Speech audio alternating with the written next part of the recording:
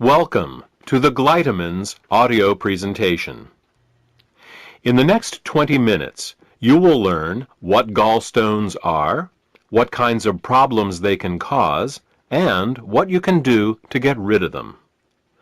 Gallstones are nothing more than coagulated bile. Bile is the green alkaline liquid produced by the liver, which, among other things, helps us digest our food.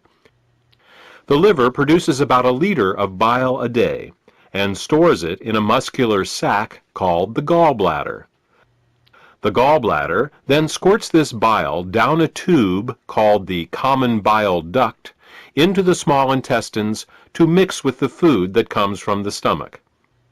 Well, that's what's supposed to happen. Unfortunately, with nutritional deficiencies and exposure to certain toxins, bile can thicken and form what is known as biliary sludge. When this biliary sludge forms, it makes it very hard for the gallbladder to get the bile into the small intestines. It's like trying to squeeze glue through a straw. It is out of this biliary sludge that gallstones are formed. Gallstones and biliary sludge disrupt the normal flow of bile, causing 3 different types of problems. The first set of problems is related to not getting enough bile into the intestines. The second set of problems occurs when toxins, unable to leave the body through the bile, back up and accumulate in the liver and the bloodstream. The third set of problems occurs when the bile, unable to get into the intestines, backwashes into the pancreas and liver.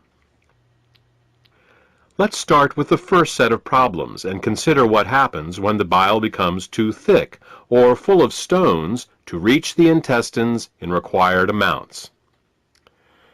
The first thing that bile does in the small intestine is to neutralize the acidity of the food coming out of the stomach. In order to disinfect and digest the food that we eat, the stomach secretes hydrochloric acid. Did you ever wonder why the stomach doesn't digest itself? It's because the stomach has a special mucus layer that protects it from this hydrochloric acid. But the small and large intestine have no such protection. Instead, they rely on bile. Bile is a very alkaline substance, and when it comes into contact with the acidic food from the stomach, the acids are neutralized. If bile can't get into the small intestine in required amounts due to biliary sludge and gallstones, then stomach acids in the food are never fully neutralized.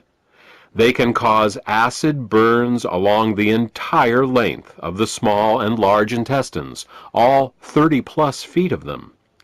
We experience this as indigestion, heartburn, ulcers, and all manner of digestive complaints. In essence, we are digesting our own intestines. The next thing that bile does in the intestine is to emulsify the fats and oils in the food that we eat. Emulsification is the process by which fats and oils are made water-soluble. To understand emulsification, think of soap. It's next to impossible to rinse grease off a dish with just plain water. But if you put a drop of soap on the dish, the grease washes right off. That's because soap is an emulsifier. It's what allows fats and oils to mix with water. Bile is the body's natural emulsifier, and it is what allows us to digest the fats and oils we eat. Without this emulsification process, essential fats, oils, and all the fat-soluble vitamins we eat become very difficult to absorb. Without adequate bile in the intestines, a person can end up suffering from malnutrition, regardless of the quality and/or quantity of the food that they eat.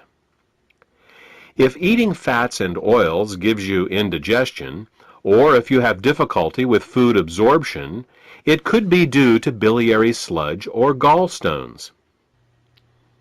The next thing that bile does in the intestines is to stimulate Peristalsis. Peristalsis is the rhythmic, wave-like motion of the intestinal muscles that moves the food through our digestive tract. If you don't get enough bile into your intestines, you're bound to be constipated, no matter how much fiber you eat.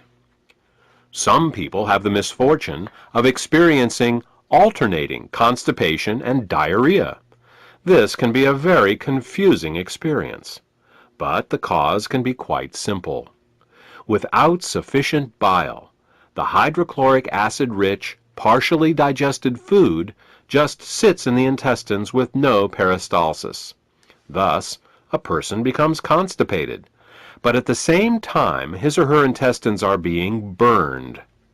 When enough acids build up and the intestines can't take it anymore, they purge themselves with a bout of diarrhea. Then, with the acids evacuated, the process starts all over again. If you are experiencing problems with constipation, diarrhea, or both, biliary sludge and gallstones could be the cause.